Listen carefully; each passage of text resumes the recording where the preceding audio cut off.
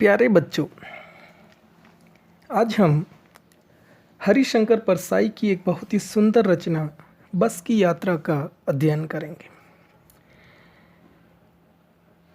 बस की यात्रा की शुरुआत करने से पहले, पाठ की शुरुआत करने से पहले मैं बता देना चाहता हूँ थोड़ा बहुत हरिशंकर परसाई जी के बारे में। देखिए, एक ऐसे व्यंग्यकार है, ये बात सीधी नहीं करते हैं, ये बात को कटाक्ष के रूप में करते हैं, कमेंट्स के रूप में करते हैं, जो कि सीधी दिल पर चोट पहुंचाती है और हमें सोचने को मजबूर करती है। ये एक ऐसे व्यंग्यकार हैं जो समाज में फैली कुरीति को बड़े ही सहज भाव से प्रस्तुत करते हैं, जो कि एक तरफ एक कहानी के रूप में चलती है, लेकिन साथ ही साथ उन सीधे साधे शब्दों में बहुत सारा व्यंग्य छिपा रहता, बहुत सारी बातें छिपी रहती है, जो कि हमें पैरेलल समानांतर संदेश देती रहती है। ऐसी ही एक कहानी है बस की यात्रा। अब इसमें व्यंग्य क्या है, ध्यान रखिएगा जब मैं कहानी के बारे में बताता जाऊंगा, कि हमारी जो परिवहन की लचर व्यवस्था है, यानी डावाडोल व्यवस्था है, यानी व्यवस्था सही नहीं है ट्रांसपोर्ट की, बसों की। आज से 10 साल पहले तो बहुत संजीदा, शोचनीय, नाजुक हालत थी हमारे ट्रांसपोर्ट की। अब बदलाव आया है, लेकिन आज भी कई ग्रामीण इलाकों में, कई गांवों में आपको ये देखने को मिलेगा कि बसों की हालत इतनी ख़राब है, इतनी ख़राब है, सड़कों की हालत इतनी ख़राब है कि वो बस चल रही होती है और यहाँ पर कहा गया है कि ऐसा पता नहीं चलता कि सीट पे हम बैठे हैं या हमारे ऊपर सीट बैठी है। कांच सारे टूट चुके हैं, टायर की हालत बहुत ख़राब है, इंजन की हालत बहुत ख़राब है, और गाड़ी जो है एक बुज़ुर्ग महिला की तरह लगती है, जो कि अंतिम सांसें गिन रही हो। कंपनी का जो मालिक है, उस गाड़ी के कंपनी का जो मालिक है, वो भी उसके अंदर सवार है और बार बार वो दिलासा देता है, ये विश्वास दिलाता है कि नहीं नहीं, हम गंतव्य तक पहुँचेंगे, जहाँ पहुँचना है वहाँ ज़रूर पहुँचेंगे। लेकिन उसके पास भी जवाब देने को कोई वास्तविकता नहीं है, हकीकत नहीं है, सच्चाई नहीं है कि वो क्या कहे, लेकिन वो कहता रहता है। इसी प्रकार हमने देखा गाँव में बसें हैं, उनकी जो हालत है बहुत ख़राब है। तो ये कहानी इस प्रकार है, बहुत अच्छा व्यंग्य है और कॉमेडी भी है, बीच में मनोरंजन भी करवाती है ये कहानी हमारा। लेखक जो है मित्रों के साथ की गई बस यात्रा का वर्णन इसमें करता है। लेखक को समय पर अपने गंतव्य पर पहुंचना है, इसलिए दूसरी बसों में ज़्यादा समय लगेगा, इसलिए इसी बस से, जैसी भी वो टूटी फूटी बस है, उसमें वो यात्रा कर लेते हैं। तो कहानी कहाँ से शुरू होती है सुनिएगा। लेखक ने सतना तक पहुंचने के लिए अपने 5 मित्रों के साथ बस से यात्रा का कार्यक्रम बनाया, जिससे वे सतना जाके जबलपुर की ट्रेन के समय तक पहुंच सके, और उसे सुबह घर पहुंचना था। कुछ लोगों ने शाम की इस बस से यात्रा नहीं करने की सलाह दी कि नहीं, आप इस बस से यात्रा मत करो। तो उन्होंने कहा ऐसा क्या है, तो उन्होंने जवाब दिया बस डाकिन है। अब उनके कहने का मतलब ये था कि डाकू की तरह है, खा जाएगी, यानी तुम्हें अपने गंतव्य तक ये बस नहीं पहुंचा पाएगी, बीच में ही रह जाओगे।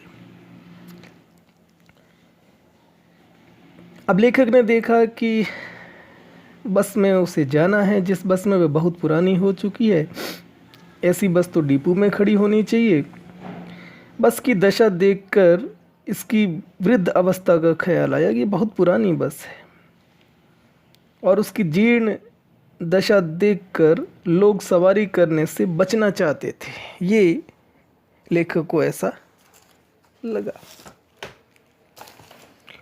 जब लेखक को ऐसा लगा तो देखिए वहाँ पर कुछ संवाद होते हैं। कहानी शुरू होती है, हम 5 मित्रों ने तय किया कि शाम 4 बजे की बस से चलें। पन्ना से इसी कंपनी की बस सतना के लिए घंटे भर बाद मिलती है, जो जबलपुर की ट्रेन मिला देती है, और सुबह घर पहुंच जाएंगे। यानी हम में से 2 को सुबह काम पर हाजिर होना था, इसीलिए वापसी का यही रास्ता अपनाना ज़रूरी था। लोगों ने सलाह दी कि समझदार आदमी शाम वाली बस से सफ़र नहीं करते। क्या रास्ते में डाकू मिलते हैं? क्या डाकू मिलते हैं रास्ते में? नहीं, बस डाकी नहीं, यानी बस खुद डाकू है। बस खुद इतनी पुरानी है, इतनी जर्जर अवस्था में है कि ये खुद ही आपको खा जाएगी। दूसरे डाकुओं की तो ज़रूरत ही नहीं है। अब लेखक बस को देखते हैं तो देखते ही श्रद्धा उमड़ पड़ी, दया आने लगी उस बस पर।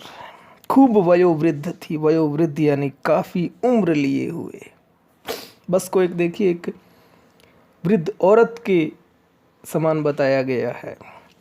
सदियों के अनुभव के निशान लिए हुए थे, यानी बहुत बड़ा एक्सपीरियंस था बस को।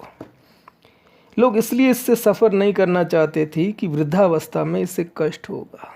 लेकिन देखिए हंसी उड़ा रहे हैं बस की, लेकिन एक व्यंग्य कर रहे हैं कि शायद लोग इसलिए यात्रा नहीं कर रहे होंगे इस बस में कि ये बस बड़ी बुजुर्ग है, बड़ी ज़्यादा उम्र की है, बेचारी को कष्ट होगा, क्यों चढ़ें इसके ऊपर, परेशान हो जाएगी।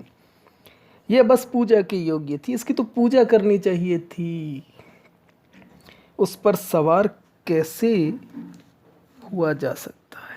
नहीं सवार हुआ जा सकता। इतनी बुजुर्ग, इतनी पुरानी, इतनी जर्जर अवस्था की बस। अब देखिए आगे क्या होता है। बस कंपनी के एक हिस्सेदार भी उसी बस से जा रहे थे। जैसे कंपनी थी और कंपनी में 1-2 मालिक होते हैं, 1-2 उसके पार्टनर होते हैं, वो पार्टनर भी उसी में जा रहे थे।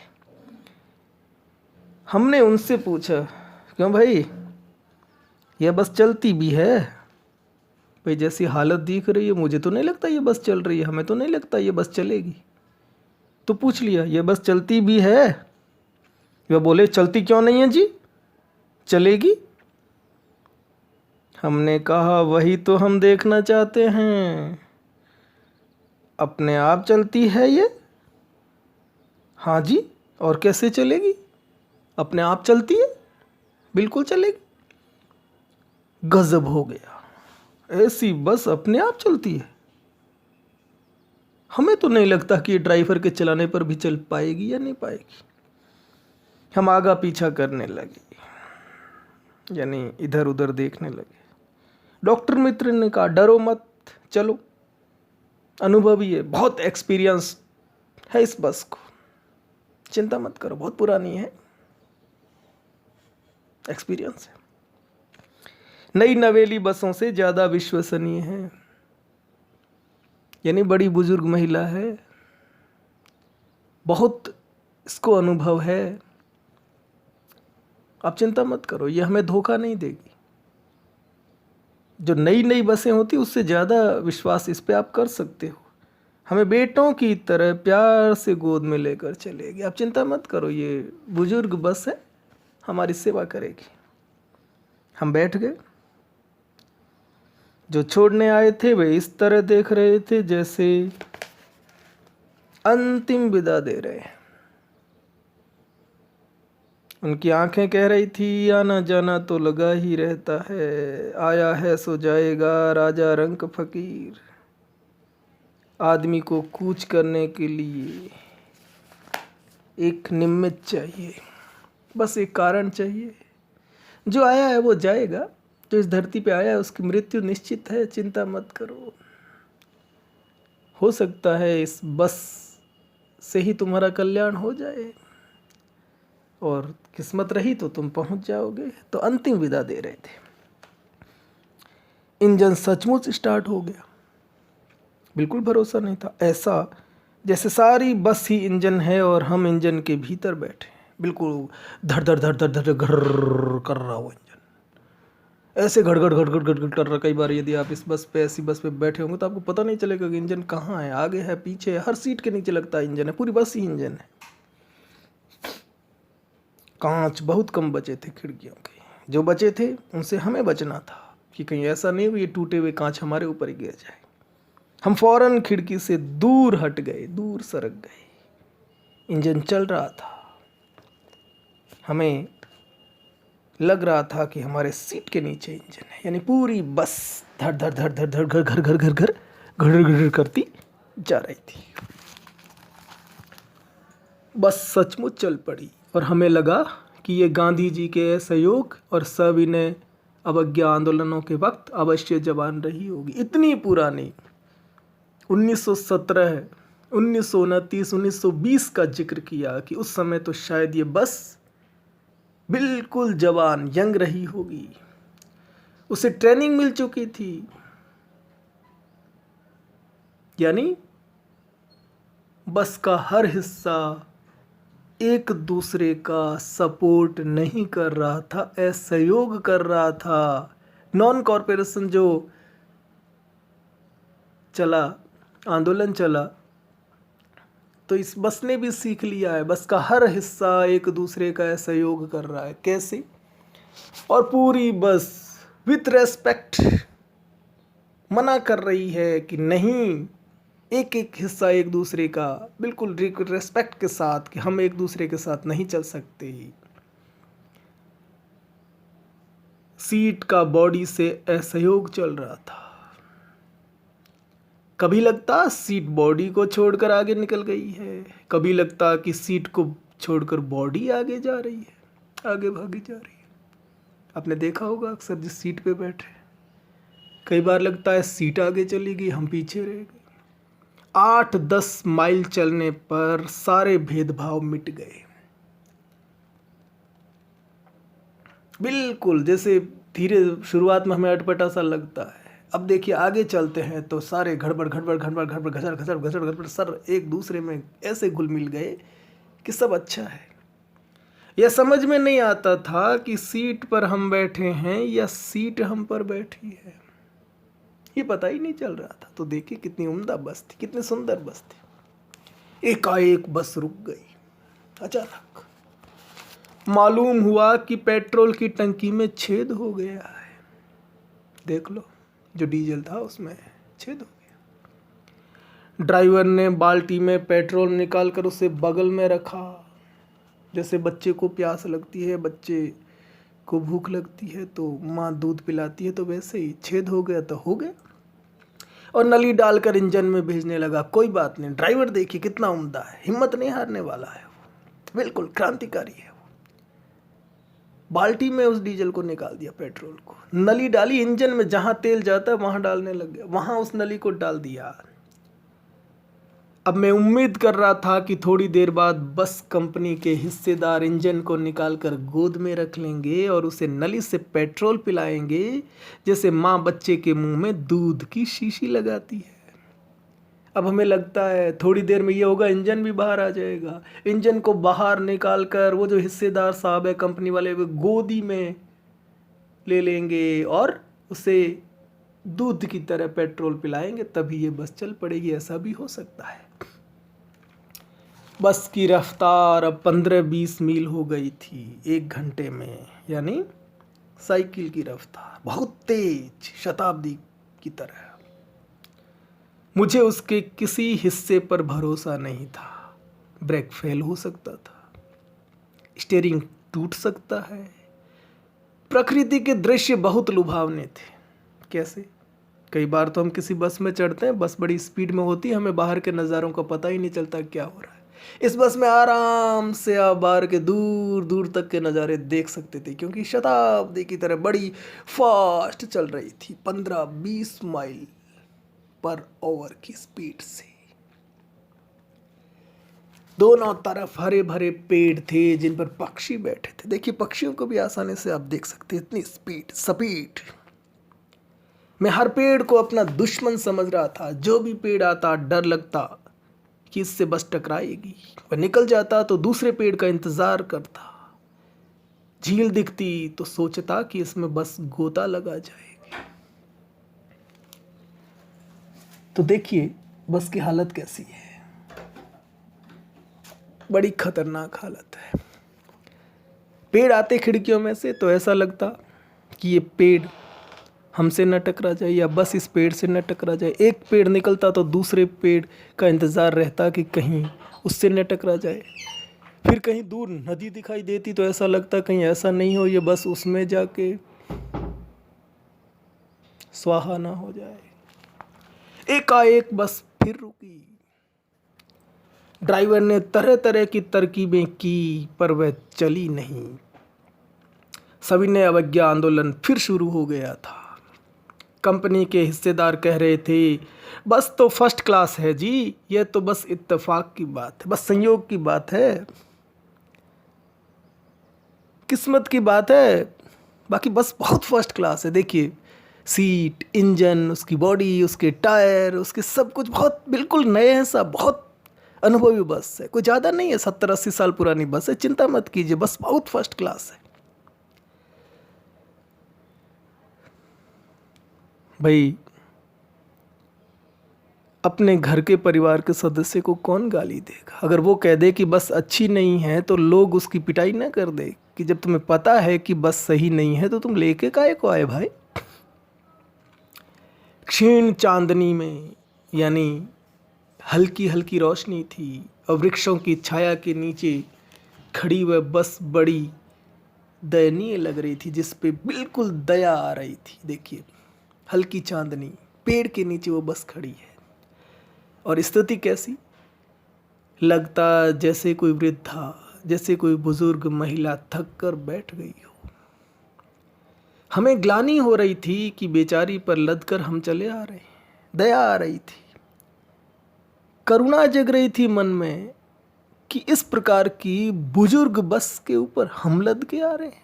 हमें सोचना चाहिए, शर्म नहीं आई हमें कि इस प्रकार की बुजुर्ग वृद्ध अवस्था की बस पे हम यात्रा कर रहे हैं, बेचारी को कष्ट नहीं हो रहा है? अगर इसका प्राणांत हो गया, अगर इसकी मृत्यु हो गई, यानी पूरी तरह से ये फेल हो गई, तो इस बियाबान में, यानी इस जंगल में जहाँ कोई नहीं है, हमें इसकी अंत्येष्टि करनी पड़ेगी, इसका अंतिम संस्कार करना पड़ेगा। हमने बहुत बुरा किया इस बस में यात्रा करते हैं। आगे बढ़ते हैं।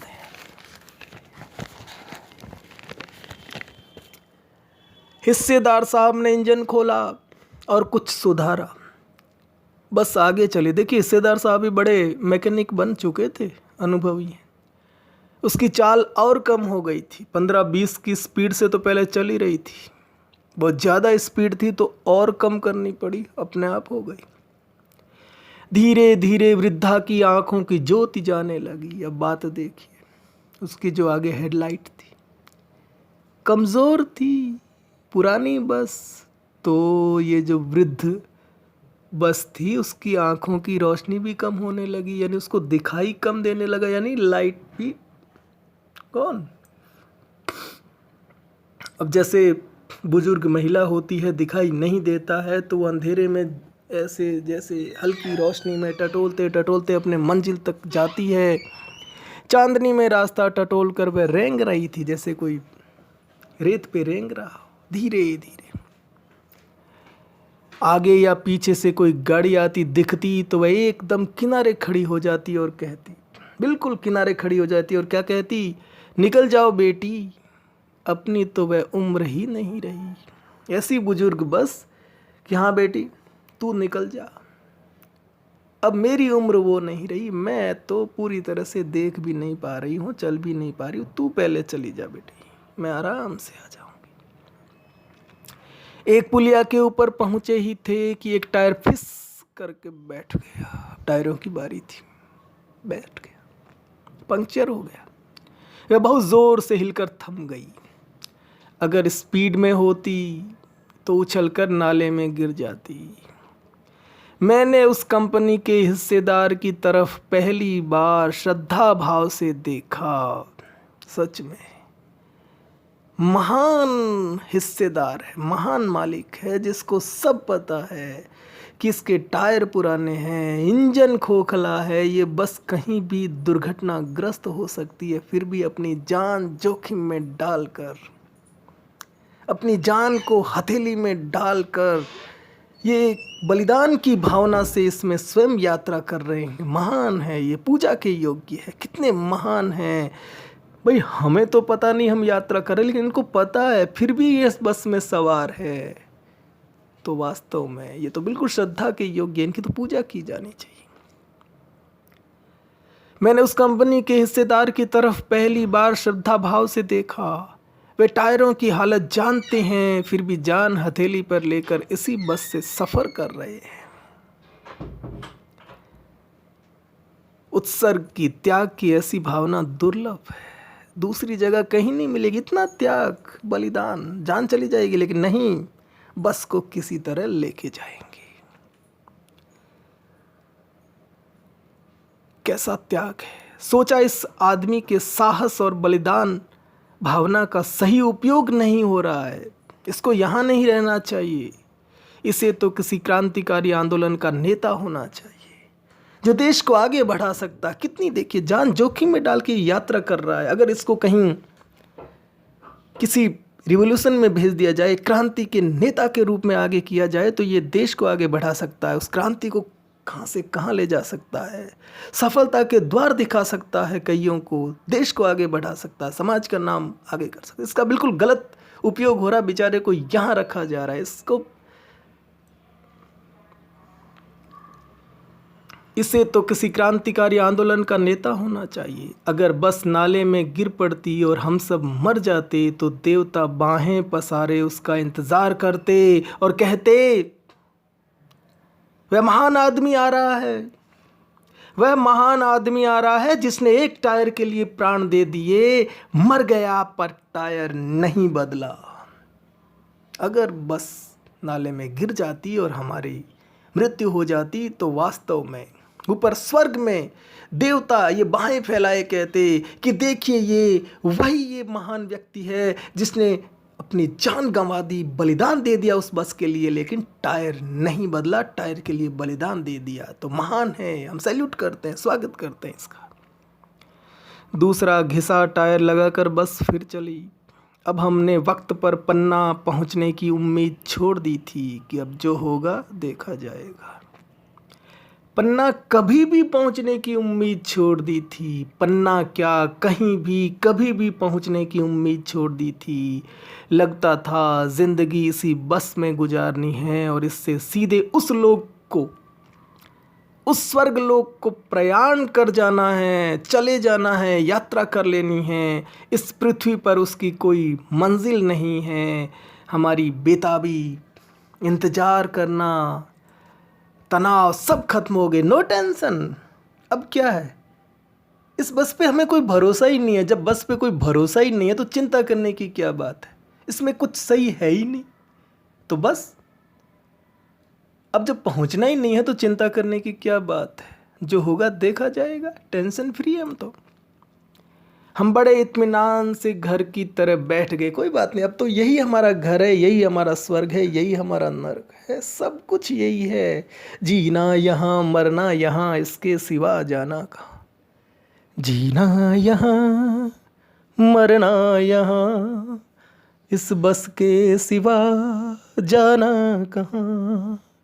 टायर भी फूटा, स्टीयरिंग भी टूटी, पेट्रोल की टंकी में छेद हो गया, जीना यहाँ। तो इस प्रकार के गीत शायद वो गुनगुना रहे होंगे। चिंता सारी चली गई, हंसी मजाक चालू हो गया और आगे क्या हुआ होगा उसके बारे में यहाँ जिक्र नहीं किया गया है। तो ये है हमारी व्यवस्था, ये है हमारी प्रशासन की व्यवस्था। कई बार ये तो बस है और कई बार आप देखते होंगे सच में कि कितनी लचर व्यवस्था है। तो इन व्यवस्थाओं को बदलना चाहिए, इनमें बदलाव आना चाहिए। और इसी बदलाव को लेकर ये कहानी एक मनोरंजन के साथ कहानी हमारे सामने प्रस्तुत की है। बहुत बहुत धन्यवाद।